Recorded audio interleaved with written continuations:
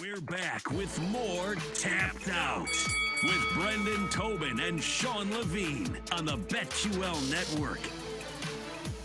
All right, you got plenty of time to get your bets in. UFC 277 in Dallas tonight. We've got a rematch. Juliana Pena taking on Amanda Nunes, part 2. With that, let's break it down. Brendan Tobin, Sean Levine. Welcome on friend of the show, Eddie Law from Cageside Press, representing his Dad of the Year shirt. I don't know how official those things really are, but it certainly looks good on him today. I can't bet Amanda Nunes. Would that be a wise bet to put money on somebody who we saw this fight very recently, and for lack of a better term, she got her butt whooped all around the octagon? Why would I bet on her tonight? You bet on her because she's the GOAT. She's the greatest of all time. And here's the thing that I have with where I agree with you, where I couldn't bet on Amanda, is because how many times have we seen a champion lose their belt, vow they're going to get it back, get a rematch, and then fall flat on their face? We just saw it with Petr Yan, right? Aljamain Sterling. The first fight, Petr Yan doesn't know the rules, lands an illegal knee. We can say whatever you want about Aljo taking the way out or not, but he was champion, right? Get the rematch, everybody's betting Petr Yan. The 5 guys that bet for Aljamain Sterling made a lot of money that night, but I thought Petr Yan was going to annihilate him. Couldn't do it. So going off of that, that's happened countless times in the MMA world and many different promotions. So that would be the reason I wouldn't bet Nunes. But it's if you for a reason to bet on her is she's been think of it this way. When she won the belt from Miesha Tate, UFC 200, right? It was supposed to be this big card. John Jones tests positive. They bump that fight up.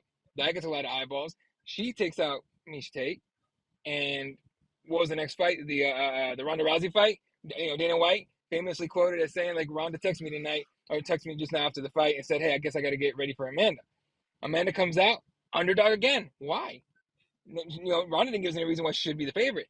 Goes in there, knocks Ronda out on the feet, and from then on, you started seeing that, the greatest fighter of all time. So I think this last fight, she came in, coming off the COVID thing, coming off some controversies inside her gym and all sorts of stuff.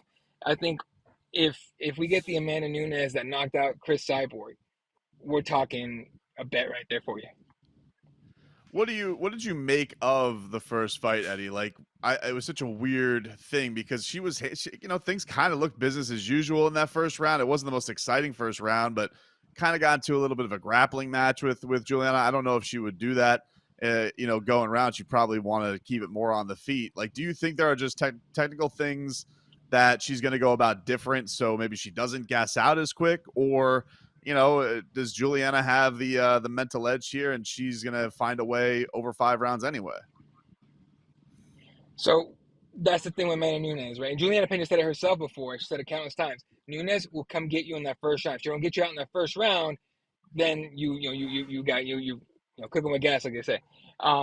With Nunes, every fight she's been in the last a couple of years to 3 years, most of them go first round, if not early second round. But most of them are first round finishes. Chris Cyborg was a knockout. Ronda Rousey was a knockout. All those things come into play when it comes to that. Now with Pena, okay, well, what Nunes should do, I think, is be in shape, be ready to go, and not come out firing in that first round. Not blow the gas tank so early, because that second round, Pena has a high pressure style. She gets in your face and she doesn't back up. If you saw it, Pena would eat shots to land them. And in the second round, when Nunes was realizing that Pena was not going to back up and stop or slow down or give her that space that Chris Cyborg gave her in their fight to throw shots, that's when she got tired, she got stopped. As far as the ending of that fight, I haven't seen pretty much every single Amanda Nunes fight that she's had in the UFC anyway. To me, it looked like it was a Nunes who said, I'm not going to win this one. I'm just going to, I want out. Because the choke, was it anywhere? Did it look tight? Even the commentators, Joe Rogan's a black belt, a 10th planet jiu-jitsu. Everyone on there other than John Anik is high level, right, grappling. They all look like they were just they were all as confused as we were. What, was she tapped? That's it?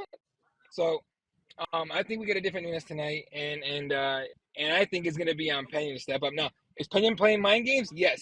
Yesterday at the weigh-ins, she waited literally to the last minute to weigh in and comes in at, 134.5? You were already on weight. Why wait till the end?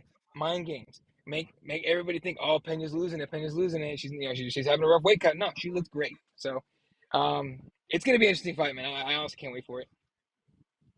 Let's make some money tonight. Eddie Law from Cageside Press. You can follow him on Twitter at eLaw32, breaking down tonight's fight card, UFC 277 in Dallas. He's tapped out with us for the next few minutes. Brandon Moreno in the co-main event, taking on Kai Kara-France. Usually, when it comes to flyweights, I like to play the underdogs because recently that's been the way to make some money. But I'm leaning Moreno right now. Which way are you thinking? I'm leaning Moreno as well. Kai Kara-France, I think he's like a 3-fight win streak right now, all knockouts. Credit to him. Who are they? Like, who are they, right? They're not, it's not to put him down. It's think about the level of fighter they've had. Brandon Moreno has been fighting Davis and Figueiredo the last 3 fights. We're talking like easily right now 1-2 in the world with Brandon as far as flyweight goes. Like Davis and Figueiredo, when he fought him, when Moreno beat him for the belt, everybody thought he might be the greatest fighter on the planet. We're talking pound for pound. So it's just, there's levels to this and everything. Mind you, Kai Kara-France is super dangerous. Do not underestimate a man who trains with Alexander Volkanovski, featherweight champion, and Israel Adesanya, middleweight champion, daily. If you've seen any of the sparring videos, I haven't seen them with Kai and Izzy, but Izzy and Dan Hooker, former featherweight, now returning back to lightweight, they throw down. Like, Izzy does not care that you're lighter or smaller than him. He goes in. So Kai Kara-France is super dangerous, but Brandon Moreno is, in his last few fights, has shown the focus and that, like, just killer instinct, right? Kobe Bryant style that a lot of fighters don't have. He definitely has, and I think that's why you go with him. Is there anything when you have that much time between fights? It's been like 3 years since they last went at it. Like, so do you think there are things that Kai can improve on from that last fight? Because he had a really, really successful first round the last time around, but Moreno just showed such great durability and great versatility. What do you think Kai can learn from that first fight to have better results this time around? Yeah, that first fight, Kai came out firing. Like he wanted to get an impressive knockout, impressive finish, and all that. And then he slowed down the second and third. I think he needs to come out in this fight and read Brandon better. Brandon is very calculated when it comes to his movement. He's not a waste movement kind of guy. Like, he'll give you a feint, he'll give you a move, he'll move his head a lot, but he's not gonna waste a movement. If Kai can read up on that and time it well, he's gonna have a lot of success with Moreno. Now, again, it's can you keep it up for 3 rounds or 5 rounds? This is his first 5-round fight. In fact, I should realize that his first 5-round fight in his career. So there you go. If you want another reason to bet on Moreno, Moreno's had a bunch already. But no, Kai Kara-France is also a breath of fresh air. And think of it again. He's been training with killers and champions. And that City Kickboxing gym out of New Zealand, they have some mad scientists as head coaches. So keep that in mind. They definitely have something special for Moreno. Talking a little fighting here with Eddie Law from Cageside Press on the BetQL Network. While we're talking about fighters overseas, how about Paddy the Baddy? When it comes to where he is right now, it feels like everybody understands that he's not close to a title, but he's also must-see TV. How far away is he from being in that conversation? We start talking about rankings and stuff like that. So people ask me all the time, like, hey, what fight should Paddy get next? And all this stuff. And we should give him a top 10 guy. No. So relax, settle down, let the man build himself. He is a star. He has the charisma, personality. He's got the fighting style. He's got that it, whatever you want to call it. He's got it, right? They've been comparing to Conor McGregor lately. He's got that. Now, as far as how far from the title, in the UFC, ever since they sold, so we're talking from before, after Lorenzo Fertitta, the Fertitta brothers, and Dana White sold it to who has it now, Ari Emanuel and all those guys. Before that, you saw main events and pay-per-views that weren't title fights, right? So now, every pay-per-view is a title fight other than this upcoming 279 with Nate Diaz and Hamza Chimaev.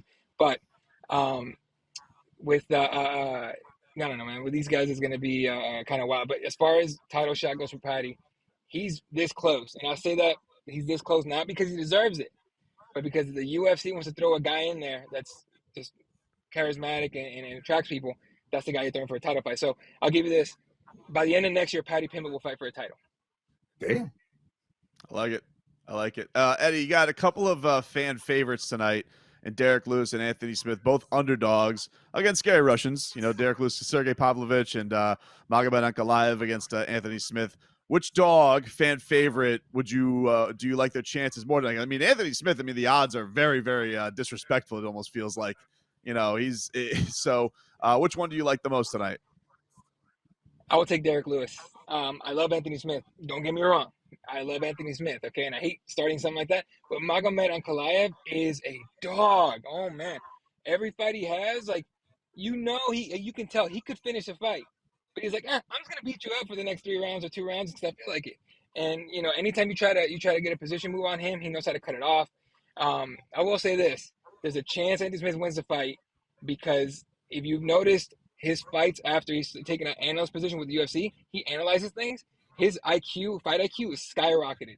I wish we would have gotten this Anthony Smith against John Jones from back at UFC 235 because I think he would have looked a lot better. But as far as who I take Derek Lewis, man. First of all, he's got to break that streak of losing in Texas. And the heavyweights, man, you never know. Knockouts, a knockout is a knockout. All right, well, if we're talking guys that are underdogs against guys that are big, scary with big, scary beards, I got to ask you about Nate Diaz versus Khamzat Chimaev. Nate is you think Anthony Smith's a big underdog tonight. Nate is twice that big of an underdog coming up in that, as you mentioned, main event fight. Any reason to play Nate Diaz? Yeah, I'm not surprised. That guy, he's that guy. And again, everyone knows I'm a big time Diaz brothers fan. Nick, his older brother Nick's my favorite fighter of all time. And so I will always rep with the Diaz brothers. I'm picking Nate on this one because he's my guy. But why pick Nate Diaz to win? Because everyone thought Conor was going to mess him up over at 196, right? Nate's coming in, bigger, a little pudgier, on short notice, just off a boat, drinking tequila in Mexico, comes in and takes his neck, takes him out. That being said, there's going to be more money on Chimaev than anything because he's a scary, scary guy. And if you guys watch his last fight against Gilbert Burns, we saw him get hurt, and he still came back and hit hard. So it's going to be an uphill battle for Nate, but I got to say, I'm still picking Nate. And, ride or die, man, forever. Eddie, you think if Juliana pulls it off again tonight and she does win, do you think this is the last we'll see Amanda Nunes? Like, does this feel like, one way or another, is the career winding down? She said, I think this week that she wants to fight till 40, but, we were hearing that from Joanna going into her fight against Wei Li, and then all of a sudden the career's over. So do you think this is a chance tonight that this is the last time we see Amanda Nunes? Yeah, it's possible. And the reason I say it's possible is 2 reasons. She's also the women's featherweight champion, but there's nobody in that division.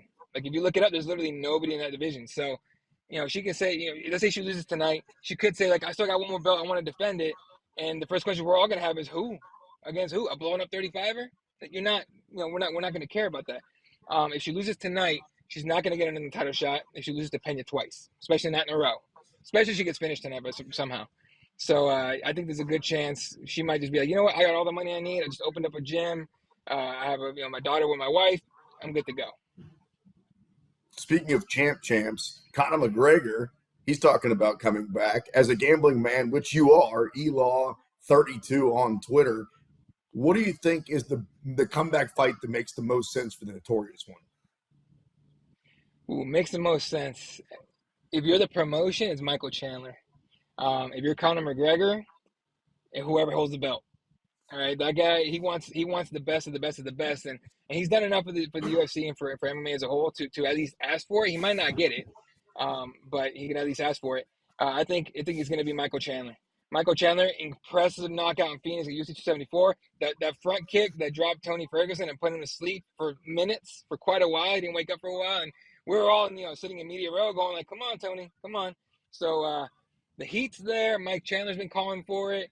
Conor McGregor hasn't said very much. He just, he likes to stay on Twitter and tweet and delete. But I think Michael Chandler has to be the move.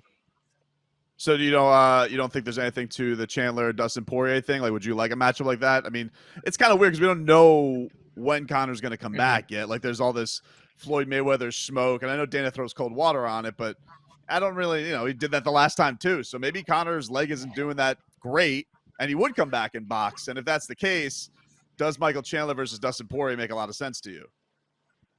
Right, and so that's on top of what I said about him fighting Michael Chandler is that I think Conor ain't coming back to like halfway next year, if that. Because he obviously, if he goes boxing, he's gonna be out longer. But I mean, by the way, don't put anything past Floyd Mayweather. That guy will make it happen if he wants to. But no, I think that Michael Chandler Poirier fight is next for those two guys, And then, win or lose, I think Mike Chandler still makes sense because Poirier was he 2-0 against Conor? There's no reason to do that fight again unless, Conor kicks and screams for it, which he could. And then we see it again. But I think he's going to be out a lot longer than even Dana White's putting out there. Great stuff, Eddie. Let's do it again soon, brother. Eddie Law from Cageside Press. Follow him on Twitter at @elaw32. Enjoy the fights tonight, man. You too, man. I appreciate you guys. I think I'm with him when it comes to the Chandler thing. Like, I keep circling around to different answers. I will say this, though. If we do end up seeing Chandler Poirier, I haven't seen what the early odds look like, and I do think we're going to get that one because, like you guys point out, who knows when Connor's coming back. I think that Chandler puts him on his backside. I think he knocks him out. We'll keep talking about that on the other side. Don't give me that face. You're locked in to the bet. I'll tell you in a second. You're locked into the BetQL Network.